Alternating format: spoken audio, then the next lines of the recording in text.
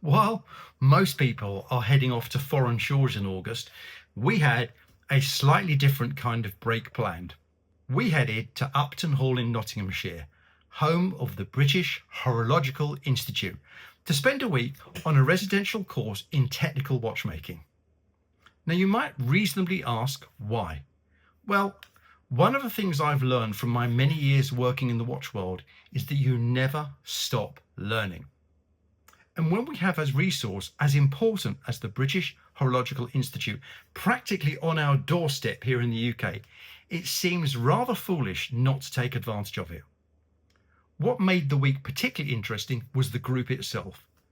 We were joined by people from all over the world, Europe, Asia, and the United States, with completely different backgrounds and levels of experience, but all brought together by one thing: a genuine passion for horology. And over the course of the week, we got properly stuck into the technical side of watchmaking. We covered movement assembly and disassembly, testing, diagnosing and fault finding, as well as some of the fundamentals that determine how well a mechanical watch actually performs. Things like amplitude, beat error and timing adjustment. We looked at the effects that temperature can have on a mechanical movement, the problems that can be caused by magnetism, and something that is incredibly important but perhaps rarely talked about outside watchmaking circles: lubrication. A mechanical watch requires a surprisingly wide variety of specialist oils and greases, applied in incredibly small quantities and in very specific places. Too little can cause problems. Too much can cause problems.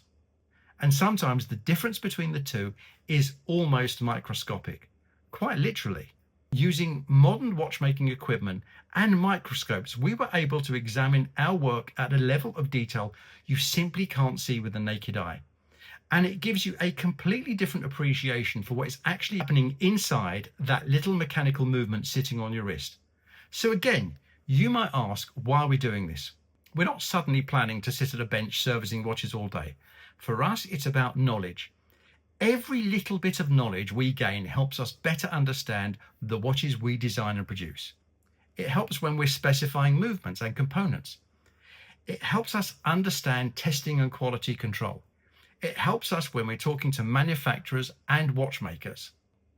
And importantly, it helps us understand why things sometimes go wrong and what can be done to make them better. Because developing a watch isn't simply a case of drawing something that looks nice and sending it to a factory. For us, it's a continual process of learning, refinement, and improvement. And the more we understand about what is happening inside a watch, the better equipped we are to make decisions about what goes into one of ours. But perhaps the other thing I took away from the week was just how fortunate we are to have somewhere like the British Horological Institute here in Britain.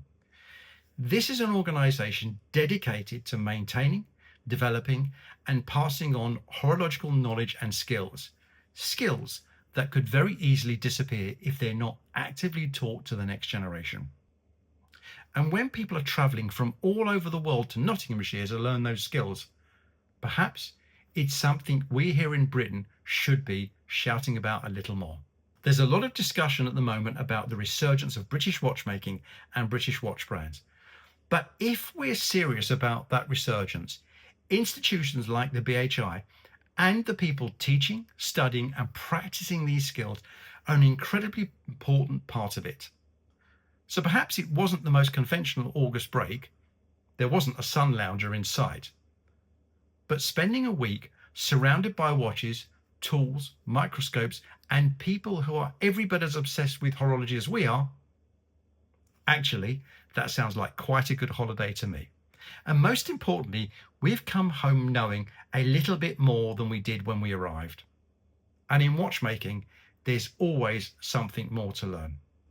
Now, I want to be clear, there is no commercial association with Helicon watches and the British Horological Institute. I simply wanted to create this video to share my passion, my experience, and the wonderful resource we have there in Nottinghamshire. Thanks for watching, and if you like this content, please do comment, like, and subscribe.